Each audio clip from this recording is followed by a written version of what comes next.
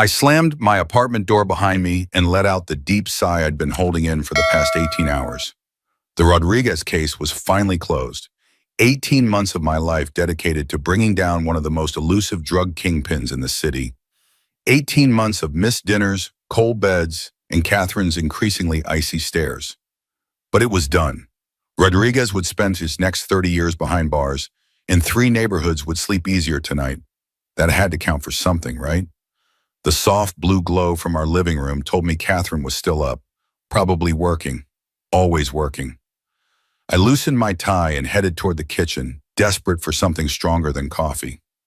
"You're home late," Catherine said, not looking up from her tablet. Her blonde hair was pulled back into that tight, professional bun she always wore when strategizing. "Again." "Just close the Rodriguez case," I said, pouring myself 2 fingers of Jameson. "It's over." She swiped at something on her screen. "Mayor Winslow issued a statement congratulating the department. Your name wasn't mentioned specifically." Of course, that's what she'd focus on, not the 3 dead witnesses, not the threats against my life, not the fact that I'd barely slept in 4 days, just whether my name appeared in a politician's press release. "Not how it works, Kat. I'm just doing my job." I took a long sip, letting the whiskey burn away some of the exhaustion. "Your job?" She finally looked up, those calculating green eyes assessing me like I was a polling number. "Right. Catherine Ferguson was a political animal through and through. We'd met 3 years ago when I was assigned to provide security for her boss at the time, Congressman Lewis. She was brilliant at what she did, reshaping public perception, spinning scandals into opportunities, always 10 steps ahead of everyone else. It was what had initially attracted me to her, that fierce intelligence, that unwavering confidence. But lately it felt like I was being assessed rather than loved. "Davis is up 7 points after yesterday's debate," she continued, returning to her tablet. "The latest poll shows him with a clear path to the mayor's office. I've already been approached about joining his administration once he wins." "That's great," I said, meaning it. Catherine was ambitious, and I respected that. Hell, I admired it. "Sounds like your candidate is doing well." "He's not just my candidate, with Rick.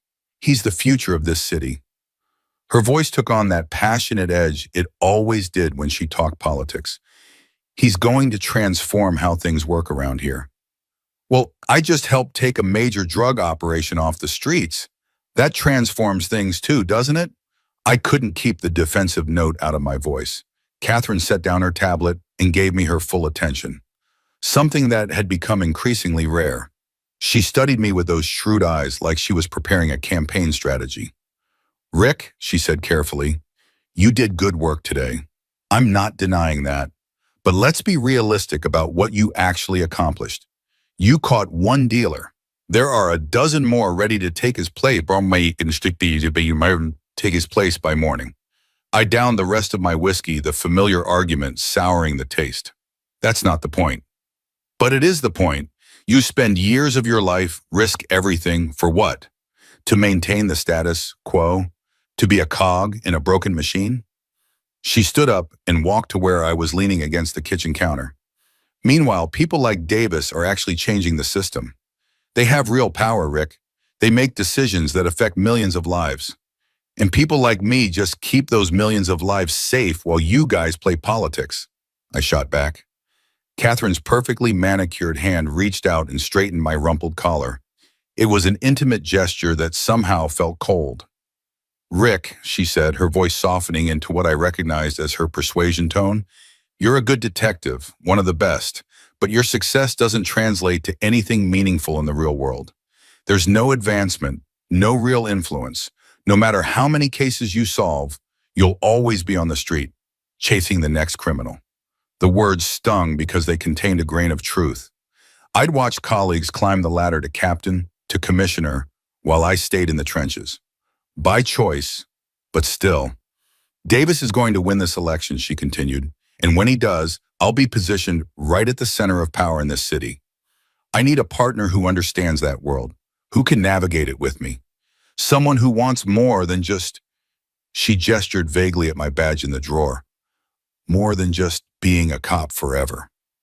I pulled away from her touch. What exactly are you saying, Catherine? She sighed, glancing at her engagement ring, the one I'd saved for 6 months to buy, the one that had seemed to lose its sparkle in recent weeks. I'm saying I need to be sure about us, about our future together. She crossed her arms. Rick, your world and my world are diverging. I'm on my way up, and you seem content to stay exactly where you are.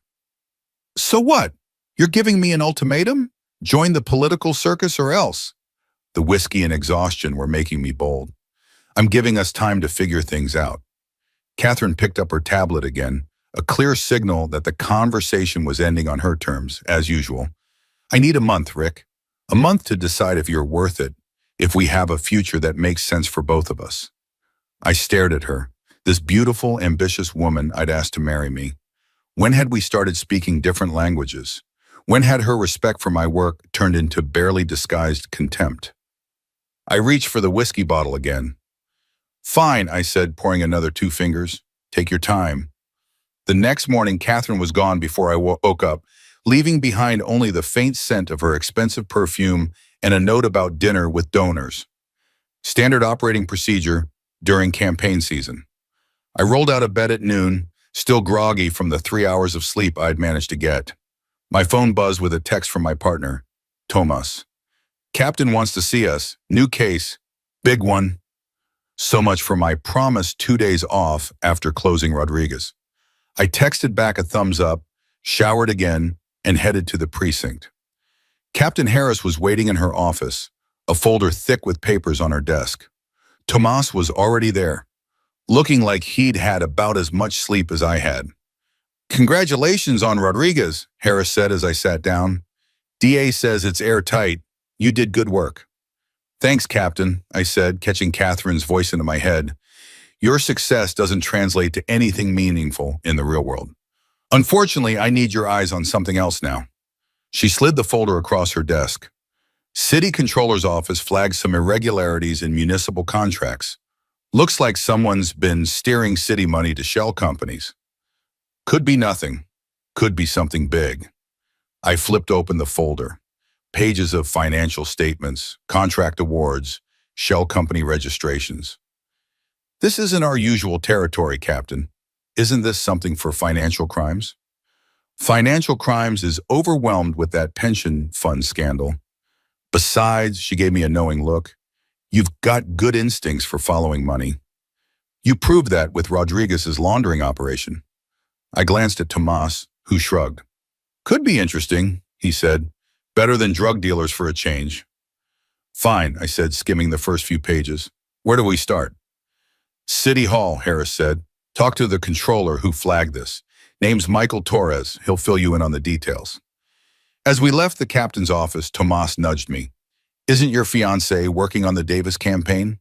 The guy running for mayor? Yeah, why? He pointed to a name in the file. Because some of these contracts seem to connect to his biggest donor, Westland Development. My stomach tightened. Let's not jump to conclusions. Could be nothing. Tomas gave me a sideways look. Sure, partner. Could be nothing. But we both knew better. In our line of work, coincidences rarely existed. Michael Torres was a nervous man with wire-rimmed glasses and a habit of checking over his shoulder. He met us in a coffee shop 2 blocks from City Hall rather than his office. I don't want to be seen talking to detectives, he explained, fidgeting with his cup. People talk.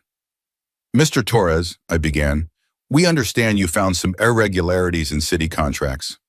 He nodded rapidly. It started with a renovation project for the East Side Community Center. The bid went to a company called Sierra Construction. Bid was nearly double the next closest competitor, but they got it anyway. That raised a red flag. So you look deeper, Tomas prompted. Sierra doesn't exist. Not really. It's a shell company. Same with about 6 others that have received city contracts in the last year. All leading back to the same holding company, which is owned by Westland Development, I finished for him. Torres looked surprised. You already know? It was in the file, Tomas said. What's the total amount we're talking about? About 12 million in city funds spread across different departments so it wouldn't draw attention. Torres took a nervous sip of his coffee. The thing is, these contracts were pushed through by Commissioner Wallace. I exchanged glances with Tomas. Building Commissioner Wallace? Torres nodded. He's Mayor Winslow's appointee, but word around City Hall is that he's already promised a job in Davis's administration if Davis wins next month. Over the next week, Tomas and I dug into the shell companies. Each one existed only on paper, with no employees, no offices, and mysteriously vague descriptions of the work they'd supposedly completed for the city.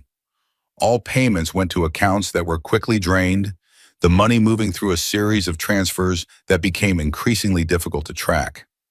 But we were good at our jobs. We followed the money to an account in the Cayman Islands, registered to Westland Development, whose CEO, Andrew Westland, was Davis's biggest campaign contributor. What we couldn't find was a direct link to Davis himself.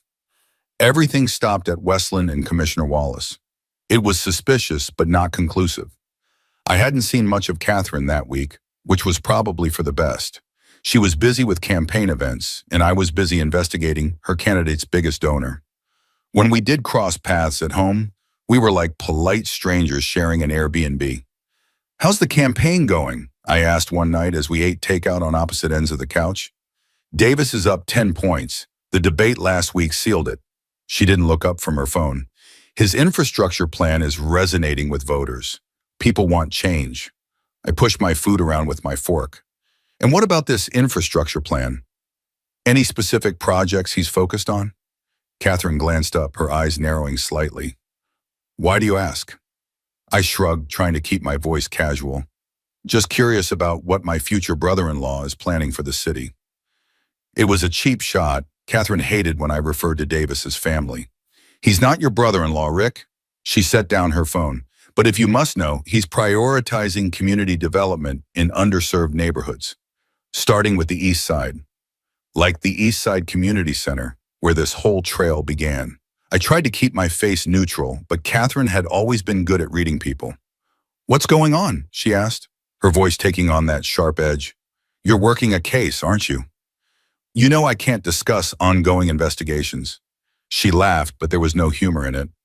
"Since when do we keep secrets from each other?" I thought about all the campaign meetings she'd never discussed with me, all the political strategies she kept to herself. "We've always had professional boundaries, Kat. That's nothing new." She studied me for a long moment. "This is about Davis, isn't it? Or someone connected to him?" I set down my fork. "Like I said, I can't discuss it." Catherine's face hardened. "Be careful, Rick.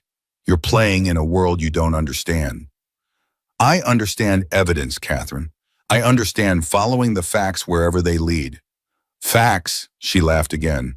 "In politics, facts are whatever the public believes, and right now the public believes in James Davis. Then they deserve to know the truth about who he really is." Catherine stood up, taking her barely touched food to the kitchen. "Our month isn't up yet, but you're making my decision easier by the day." The words hung in the air between us as she disappeared into the bedroom, the door closing with a decisive click. 2 days later, we got our break. A junior employee at the building commission came forward, offering to testify that Commissioner Wallace had personally instructed him to fast-track approvals for Sierra Construction and the other shell companies, despite obvious red flags in their paperwork. Wallace told me it came from higher up. The employee, Ben Franklin, yes, his parents had a sense of humor, told us in an interview room at the station, said it was politically important and to keep it quiet. "Did he specify who higher up was?" Thomas asked. Franklin shook his head. "No, but a few days later, I saw him meeting with Andrew Westland and James Davis at Luciano's restaurant. They were celebrating something. Wallace seemed really happy, kept saying, 'We're all going to the top together.'" I felt a chill run down my spine. "Are you sure Davis was there?" "Positive. I asked for a selfie with him, told him I was a supporter." Franklin pulled out his phone and showed us a picture of himself with Davis, Wallace, and Westland in the background of the shot, all smiles and raised glasses. The timestamp was 2 days after the East Side Community Center contract had been awarded. "Mr. Franklin," I said carefully, "would you be willing to testify to this under oath?" He hesitated. "I could lose my job." "You could also be implicated in fraud if you don't come forward," Tomas pointed out. Franklin sighed. "Yeah, I'll testify, but I want protection." We'll arrange it, I promised, already thinking about how to handle this next step. We had enough now to bring in Wallace for questioning, maybe even Westland. But Davis was still insulated by plausible deniability. And then there was Catherine, my fiancée, who was probably neck-deep in Davis's campaign strategy, possibly even aware of what was happening. I didn't want to believe she would knowingly participate in corruption, but Catherine had always been pragmatic about politics. Everyone has skeletons, she told me once. The trick is to keep them dancing instead of letting them fall out of the closet. As Franklin left with a uniformed officer to give his formal statement, Captain Harris called us into her office. "You've stirred up a hornet's nest," she said without preamble. "I got a call from the mayor's office asking about your investigation." "How did they even know?" Tomas demanded. Harris gave him a look. "This is City Hall we're talking about. Walls have ears." She turned to me. "Ferguson, I need to ask you something, and I need an honest answer. Can you be objective about this case, given your personal connection?" "My personal connection?" "Don't play dumb. Your fiancé works for Davis's campaign. Everyone knows that." I straightened my shoulders. "Captain, I follow the evidence. If it clears Davis, great. If it implicates him, that's where we go. My personal life has nothing to do with it." She studied me for a long moment. "I'm trusting you on this, Ferguson. Don't make me regret it." She turned to include Thomas. "Bring in Wallace for questioning. See if he'll flip on Westland." "And Davis?" Thomas asked. "One step at a time. We need solid evidence before going after a mayoral candidate 3 weeks before an election. The political fallout would be nuclear." As we left her office, Tomas gave me a sympathetic look. "You okay, partner?" "I'm fine," I lied. "Let's go ruin Commissioner Wallace's day." Wallace was a bureaucrat through and through. Soft hands, expensive suit, and the look of a man who'd never faced consequences for his actions. Until now. He maintained his innocence for the first hour of questioning, insisting that all contracts had been awarded according to proper procedures. But when we showed him the paper trail and mentioned Franklin's testimony, his demeanor changed. "This is ridiculous," he sputtered. "Franklin is a disgruntled employee looking to make trouble." "The financial records don't lie, Commissioner," I said, spreading photos of the meetings he'd had with Westland across the table. "Sierra Construction doesn't exist. Neither do any of the other companies you approved. Where did the $12 million go?" "I don't know anything about that." "Then why were you celebrating with Westland and Davis right after the East Side contract was approved?" Thomas asked, sliding the selfie Franklin had shown us across the table. Wallace's face went pale. "That was just a campaign dinner. I support Davis's vision for the city." "To the tune of 12 million taxpayer dollars?" I pushed. The commissioner glanced at the door as if hoping someone would burst in and stop this interrogation. "I want a lawyer." By the time I got home, it was nearly 9. I'd spent the afternoon coordinating with the DA's office on how to proceed with Wallace, who was singing like a canary after an hour with his lawyer.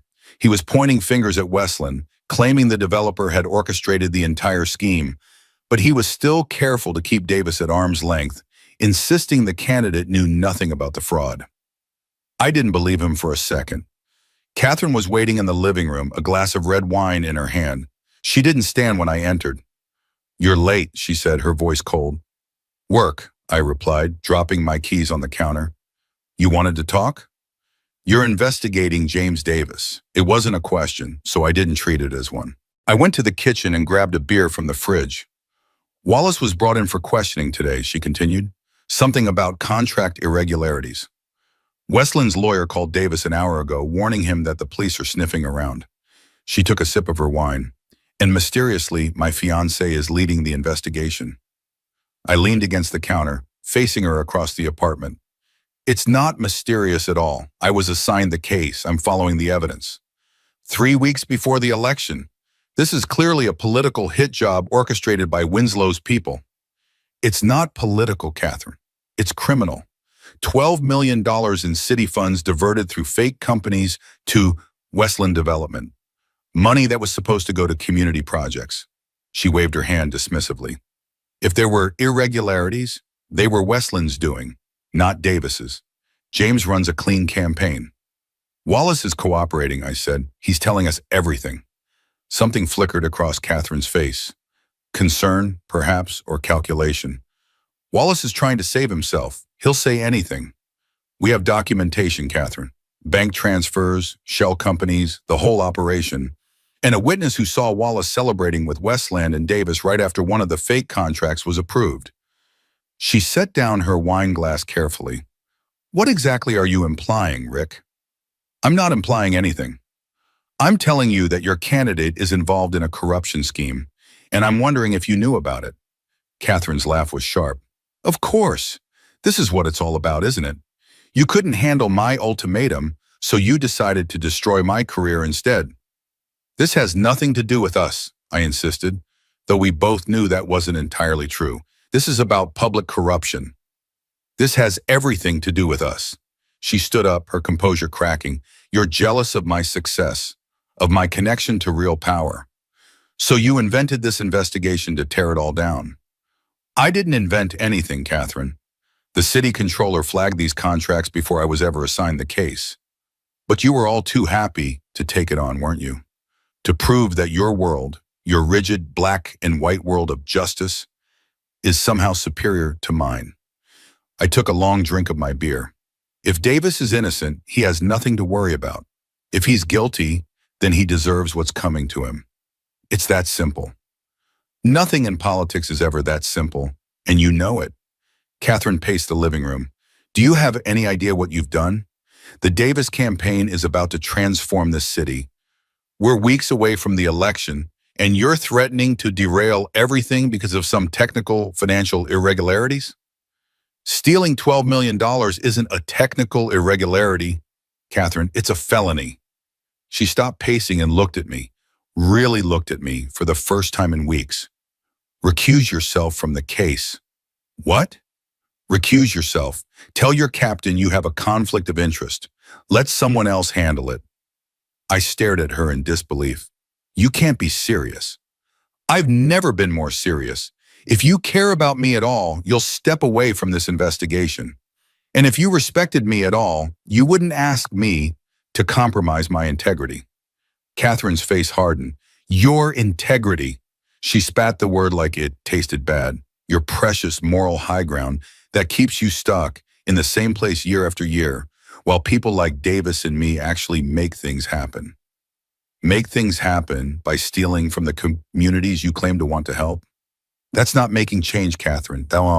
That's exploiting the system for your own gain. You have no idea what it takes to create real change in this city, she shouted. Sometimes you have to make compromises, work within the system. Break the law, I cut in, to accomplish something meaningful, she finished, ignoring my interruption.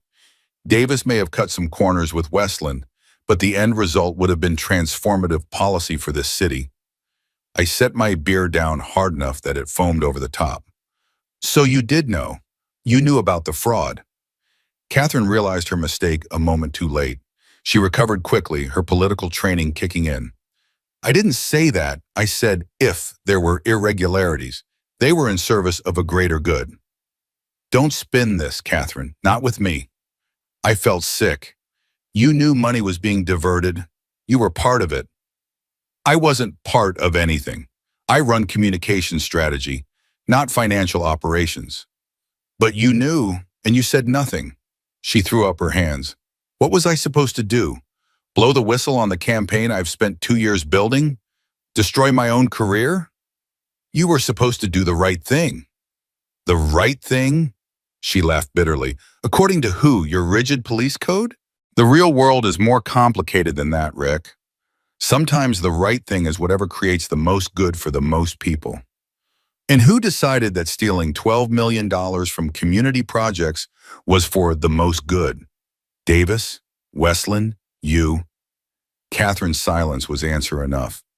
I ran a hand through my hair, trying to process what I was hearing.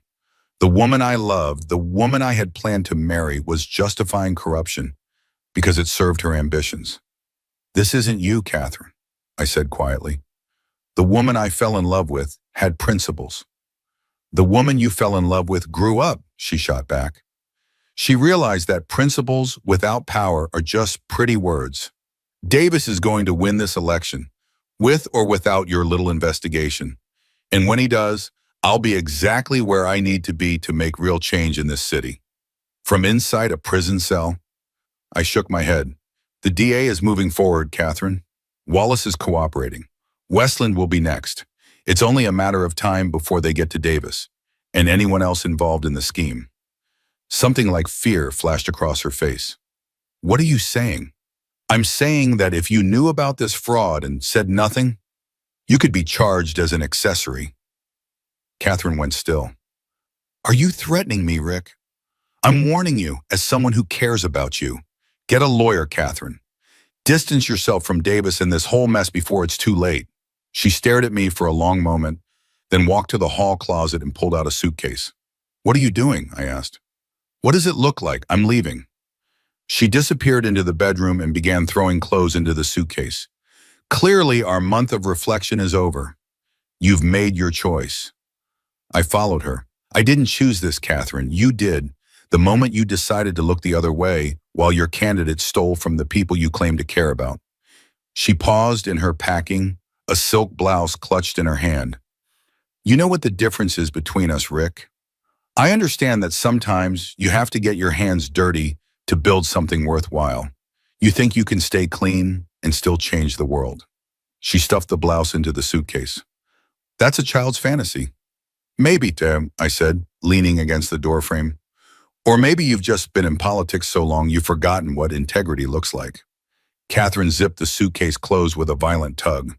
Integrity doesn't build hospitals or schools. It doesn't fix broken systems. Power does that, and Davis was going to give us that power. Power built on corruption is just another form of oppression, Cat. She brushed past me, suitcase in hand, saved the philosophical lectures for someone who cares. At the door, she paused, slipping off her engagement ring and placing it on the entry table. I'll send for the rest of my things. Catherine, I said, a sudden weariness washing over me. It doesn't have to be this way. She looked back at me, and for a brief moment, I saw sadness in her eyes rather than anger. Yes, Rick, it does, because you'll never change, and neither will I. The door closed behind her with a quiet click that somehow sounded more final than if she'd slammed it. I stood in the silent apartment, staring at the diamond ring glittering under the hallway light. Then I picked it up, slipped it into my pocket, and poured myself another whiskey. 1 month had just become 0. The next 2 weeks were a blur of depositions, evidence processing, and sleepless nights. Wallace had fully turned state's evidence, providing detailed accounts of how the fraud scheme had operated. Westland was arrested trying to board a private jet to the Cayman Islands, carrying 2 suitcases full of cash. The Davis campaign was in full crisis mode, issuing denials and accusing Mayor Winslow of orchestrating a political witch hunt. But the evidence was mounting daily, and the press was circling like sharks, scenting blood. I hadn't heard from Catherine since she walked out. Her clothes still hung in the closet, her toiletries still cluttered the bathroom counter, but she hadn't returned for any of it. Through the grapevine, I heard she was staying with a campaign staffer while trying to salvage what was left of Davis's public image. Tomas and I were working late one night, combing through financial records, when my phone buzzed with a text from an unknown number. Pierre's Bar, 30 minutes, come alone. I have what you need on Davis. I showed it to Tomas, who frowned. Trap? Maybe, I admitted, but it could also be someone from the campaign looking to save themselves. Worth checking out. Not alone it isn't, Tomas said firmly. I'll be at the bar. You take the meeting. Any sign of trouble, I step in. Deal. Pierre's was a dive bar in a part of town where nobody asked questions. The kind of place where deals went down and secrets were traded over watered-down drinks. I arrived 5 minutes early, watched Tomas slip in and take a seat at the far end of the bar, then found an empty booth in the back. I didn't have to wait long. A man in a hoodie slid into the seat across from me, keeping his face hidden from the dim bar lights. Detective Ferguson? He asked, his voice barely above a whisper. That's me. And you are? He ignored the question. I worked it for the Davis campaign, server maintenance, security, that kind of thing. And he glanced around nervously, then slid a USB drive across the table. 2 months ago, I was setting up a new server when I found these files. Deleted them like I was told, but He tapped the drive. I keep backups of everything. It's all there, emails between Davis, Westland, and Wallace detailing the whole scheme, how they'd funnel the money, which projects to target, everything. I stared at the drive without touching it. Why are you giving me this? The man's laugh was hollow. Because I was stupid enough to think I was working for someone who was going to change things. Turns out he's just another crook. Does Catherine Ferguson know about these emails? The question slipped out before I could stop it. The IT guy hesitated. Ferguson? The communications director? He nodded slowly. Yeah, she was on some of the threads. Not all of them, but enough, she knew. My heart sank, even though I'd already suspected as much. Why come forward now? Because the feds are sniffing around, and I don't want to go down with the ship. He stood up. I was never here. You never met me. That drive just appeared. Wait, I said, finally picking up the USB. We can protect you, get you immunity in exchange for testimony. He shook his head. I've got a flight to catch. Good luck, detective. As he disappeared into the night, Tomas slid into the booth opposite me. What was that all about? I held up the USB drive. The smoking gun. The emails were everything the IT guy had promised and more. Detailed discussions between Davis, Westland, and Wallace about which city contracts to target, how to disguise the money transfers, and how to ensure no one asked too many questions. Catherine was copied on several of the most damning exchanges, sometimes adding suggestions on how to spin the projects to the public. The DA was ecstatic. With this evidence, they could build a rock-solid case against not just Wallace and Westland, but Davis himself. Arrest warrants were being prepared, and the plan was to move before the weekend. I went home Thursday night feeling hollow. Justice would be served, but at what personal cost? I'd lost the woman I thought I would spend my life with, discovered she wasn't who I believed her to be, and now I was instrumental in what would likely end her career, if not her freedom. I was nursing a whiskey and contemplating these grim thoughts when my doorbell rang. Checking the peephole, I was shocked to see Catherine standing there, looking nothing like the polished political operative I was used to. Her hair was loose and unstyled, her face free of makeup, her clothes casual, jeans and a sweater instead of her usual power suits. I opened the door but didn't invite her in. Catherine. Rick. She looked tired, the confident gleam in her eyes dimmed. Can I come in, please? I stepped aside silently, letting her enter the apartment that had been ours just 2 weeks ago. She glanced around as if seeing it for the first time or perhaps the last. Can I get you a drink? I asked, falling back on politeness in the absence of knowing what else to say. No, thank you. She perched on the edge of the couch, hands clasped tightly in her lap.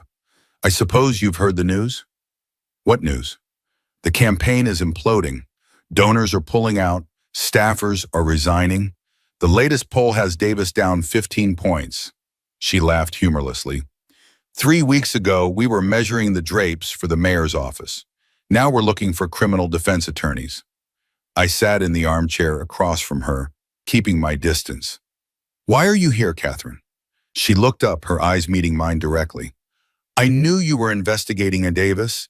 I knew you had Wallace. But I thought it would stay contained, that Davis was insulated enough to weather it. And now I hear rumors about emails, damning emails that prove Davis was directly involved in the fraud scheme. She studied my face carefully. Is it true, Rick?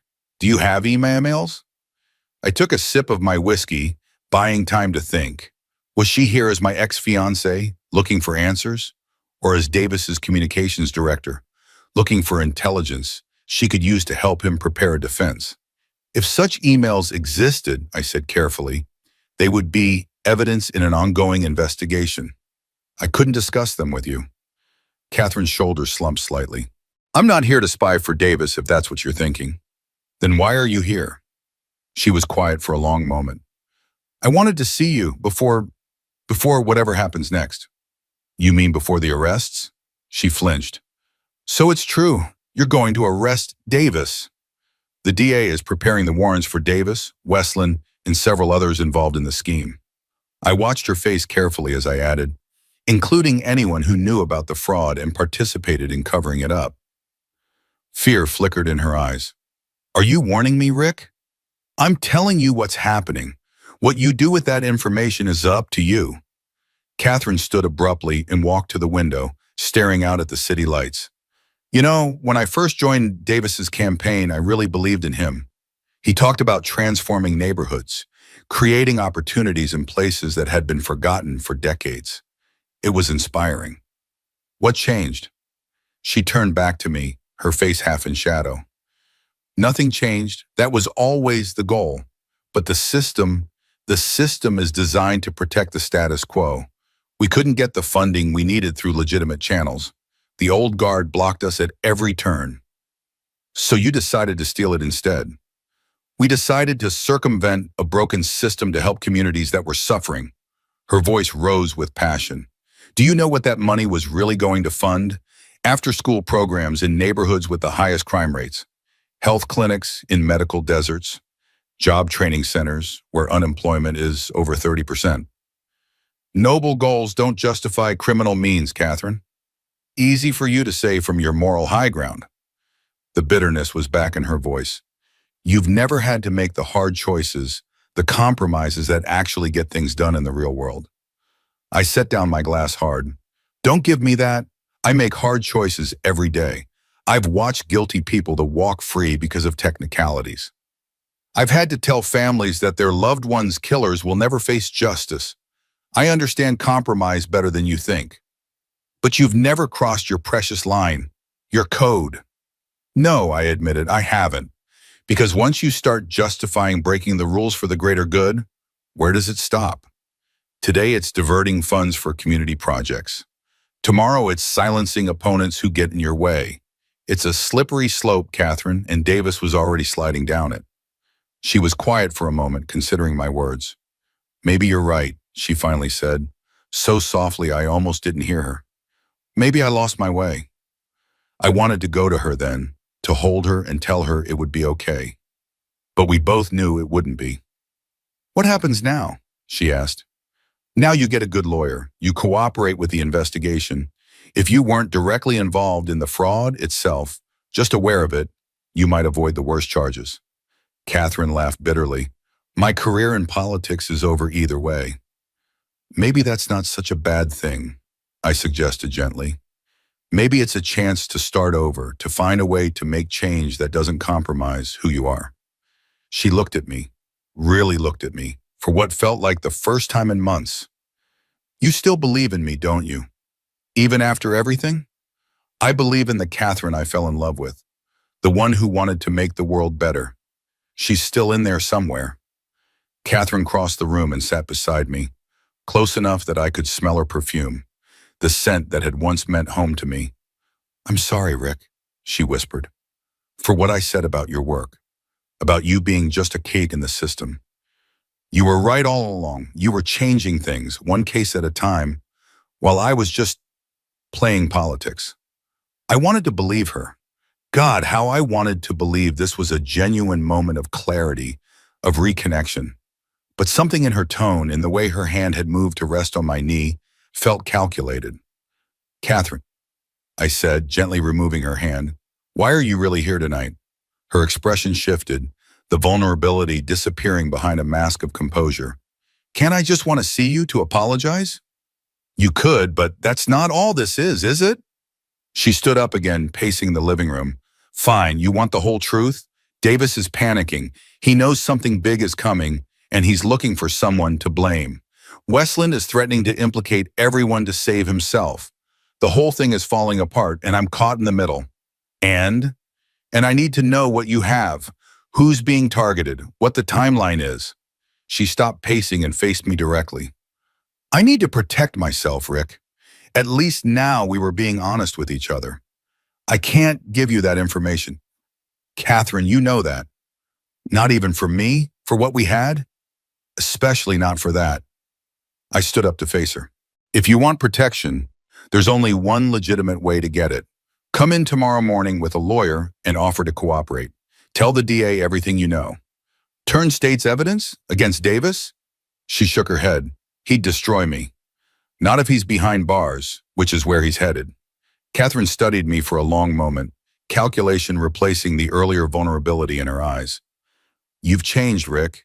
You used to be more flexible. No, I haven't changed. You just never really saw me. She picked up her purse from where she'd dropped it on the couch. I should go. Catherine, I said as she headed for the door, think about what I said. Come in tomorrow. It's your best option. She paused with her hand on the doorknob, not looking back. Goodbye, Rick. After she left, I called Captain Harris, then the DA. Catherine's visit had confirmed my suspicions. Davis knew we were closing in. We couldn't wait until the weekend to make arrests. We had to move now. The next morning, warrants in hand, Tomas and I joined a team of officers heading to Davis campaign headquarters. The plan was simple: arrest Davis, Wallace, who was out on bail, and anyone else named in the warrants, including Catherine if she was there. The campaign office was in chaos when we arrived, staffers rushing about, shredders working overtime, people hurriedly clearing their desks. They knew the ship was sinking. Davis was holed up in his private office, surrounded by lawyers when we entered. His face, so confident and charming on campaign posters, crumpled when he saw the warrant. James Davis, I began formally, you're under arrest for fraud, embezzlement of public funds, and conspiracy to commit wire fraud. You have the right to remain silent. As I recited the Miranda rights, my eyes scanned the room for Catherine. She wasn't there. Where's Catherine Ferguson? I asked one of the stunned staffers as Davis was being led out in handcuffs. She quit last night, the young woman stammered. Cleaned out her office and left. No one's heard from her since. A cold feeling settled in my stomach. I pulled Tomas aside. We need to find her. Now. We split up, covering the most likely places. Her parents' house, her sister's apartment, friends' homes. No one had seen her. Her phone went straight to voicemail. It was like she'd vanished. I went back to our apartment, my apartment now, on the off chance she'd returned. The place was exactly as I'd left it that morning. Except for one thing. The engagement ring I'd put in my dresser drawer was gone. On the bed was a note in Catherine's elegant handwriting. Rick, by the time you read this, I'll be gone. Don't look for me. You won't find me.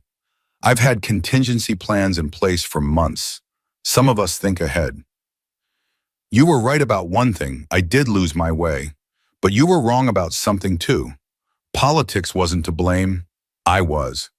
I chose power over principles, ambition over integrity. I chose wrong. I won't say I'm sorry for believing in Davis's vision. I still think this city needs the changes he promised. But I am sorry for how we tried to make it happen. And I'm sorry for what I said about your work. You were making a difference all along. I was just too blind to see it. Maybe someday I'll find a way to make change that doesn't require compromising everything I once believed in. Until then, it's better that I disappear for a while. Better for everyone, especially you. Take care of yourself, detective. The world needs more men like you, even if I couldn't appreciate that when I had one. K.P.S. I took the ring as a reminder of what I lost when I stopped listening to my conscience. It's probably the last honest thing I'll have for a while. I read the note twice, then folded it carefully and put it in my pocket. Part of me wanted to launch a full-scale search to find her and, arrest her? Save her? I wasn't sure anymore. But a larger part of me understood this was how it had to end. Catherine had made her choices, just as I had made mine. Our paths, once so tightly intertwined, had diverged beyond reconciliation. The Davis scandal dominated the news for weeks. Wallace and Westland both took plea deals, their testimony ensuring Davis would spend significant time behind bars. The investigation expanded to include other city officials, exposing a web of corruption that had been growing for years. Mayor Winslow, untouched by the scandal, cruised to re-election. He made cleaning up City Hall his top priority, appointing independent watchdogs to oversee contract awards and creating new transparency measures. I threw myself into my work, taking on new cases, focusing on the next criminal to catch, the next wrong to right. Sometimes, when a political corruption story flashed across the news, I would catch myself wondering where Catherine was, what she was doing. whether she had found her way back to the woman I had fallen in love with. 3 months after she disappeared, a postcard arrived at my apartment. No return address, postmarked from a small town in Costa Rica. No message, just a photo of a sunrise over a beach and a single letter K written on the back. I pinned it to my refrigerator, next to my badge, a reminder of the month that changed everything. Catherine had asked for time to decide if I was worth it. In the end, I was the one who discovered she wasn't.